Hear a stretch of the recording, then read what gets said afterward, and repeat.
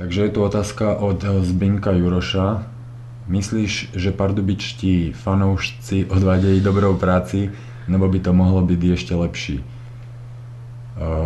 Ja si myslím, že ako aj minulé sezóny bola tu vždycky skvelá atmosféra. Tí ľudia nás podporovali, aj hlavne ten fanklub, ktorý je za bránou, ako tí väčšinou stoja pri nás, či hráme dobre alebo nie. Tento rok ten začiatok ligy nám moc nevyšiel a som prekvapený, že aj na to, že sme neodvádzali dobré výkony, tak tá podpora tých fanúškov bola veľmi dobrá. A posledné dva zápasy, tie domáce, kedy sa vyhralo, kedy si myslím, že už aj ten hokej za niečo stál a dalo sa na to pozerať, tak sa to vrátilo do takých starých kolají, ako to bolo po minulé sezóny. Takže vravím, vždycky je lepšie, aj nám sa lepšie hrá, pokiaľ keď niečo nevidie na tom ľade, nepríde zrovna v momente ten piskot, ale tí ľudia to svojím spôsobom pochopia a snažia sa nás hnať ďalej, takže ja dúfam, že to tak bude pokračovať. Ďalej tu otázka Patrik Kvasnička. Chtěl bych se zeptat, zdali jste měl jako malý kluk nejaký hokejový vzor. Tak tých vzorov bolo viacej. Vyrastal som v Martine, kde pôsobil Zdeno Ciger. Myslím si, že on bol takým tým prvým možno hokejovým vzorom a väčšinou chodil som na tie zápasy a mužstva sa pozerať, takže vždycky som si tam niekoho našiel, ako každé dieťa, kto v tom zápase bol najlepší alebo nejakým spôsobom sa mi páčil, tak som si z neho niečo vzal, takže asi tak. Ďalej je tu Tomáš Žitek. Dobrý den, kterého titulu si vážíte více? Když jste vstřelil vítěznou branku ve finále, nebo když byl tým loni půl minuty od vyřazení?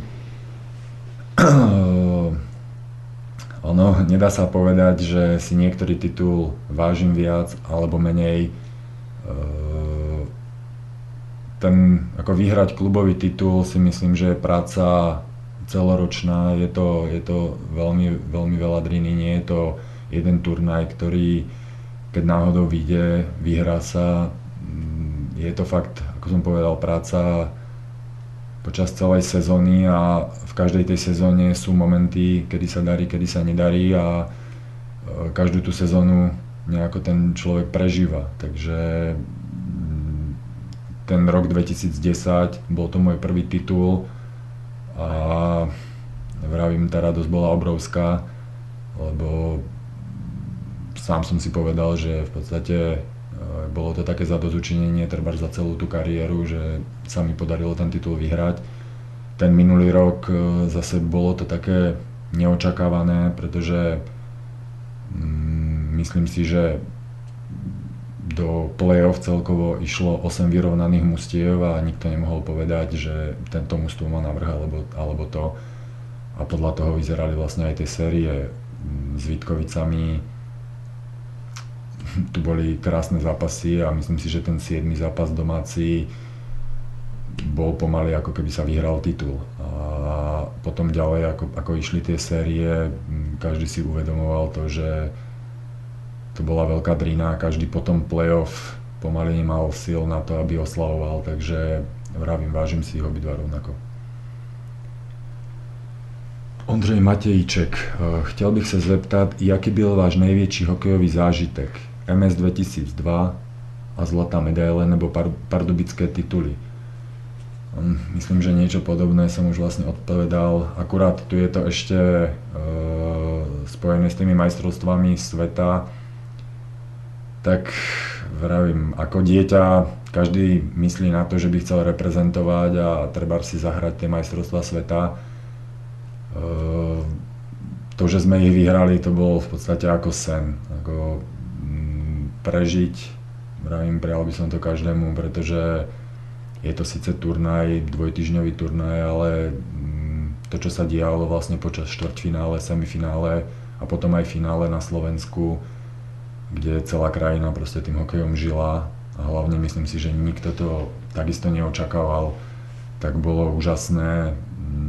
Celkovo to prijatie doma a tie prvé týždne po titule boli úplne hektické a fakt, že prežiť niečo také, ja som za to veľmi vďačný a takisto nechcel by som to zrovnávať potom s tými titulmi, proste každé takéto víťazstvo je veľmi cenné pre každého toho hokejistu, takisto pre mňa.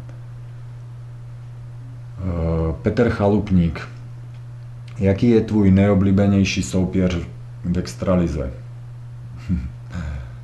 Je ťažká otázka. Neviem, ani by som nepovedal, že je niektoré mužstvo tak ako konkrétne.